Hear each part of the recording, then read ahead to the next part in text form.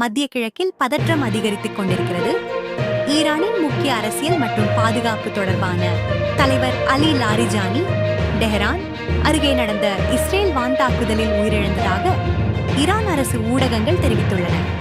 இத்தாக்குதலில் பசிஜ் படையணி தளபதி கோலாம் ரேசா சோலைமானியும் கொல்லப்பட்டதாக இஸ்ரேல் பாதுகாப்பு அமைச்சர் இஸ்ரேல் காட்ஸ் அறிவித்துள்ளார்.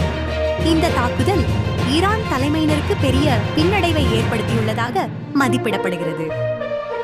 இதேவேளை அமெரிக்கா மற்றும் அதன் கூட்டாளிகளுக்கிடையில் கருத்து வேறுபாடுகள் அதிகரித்து வருகின்றன.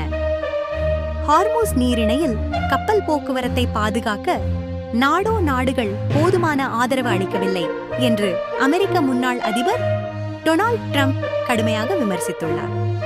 இந்த நீரிணை வழியாக உலகின் சுமார் 20% எண்ணெய் கடத்தப்படுகிறது என்பதால் அங்கு நிலவும் பதற்றம் உலகளாவிய பொருளாதாரத்தையும் பாதிக்கக்கூடும்.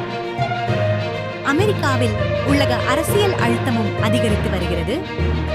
தேசிய எதிர் பயங்கரவாத மைய இயக்குனர் ஜோ கென்ட் இந்த போருக்கு எதிர்ப்பு தெரிவித்து தனது பதவியை ராஜினாமா செய்துள்ளார். இதற்கிடையில் ஈரான் மற்றும் இஸ்ரேல் இரண்டும் தொடர்ந்து ஏவுகணை தாக்குதல்களை நடத்தி வருகின்றன.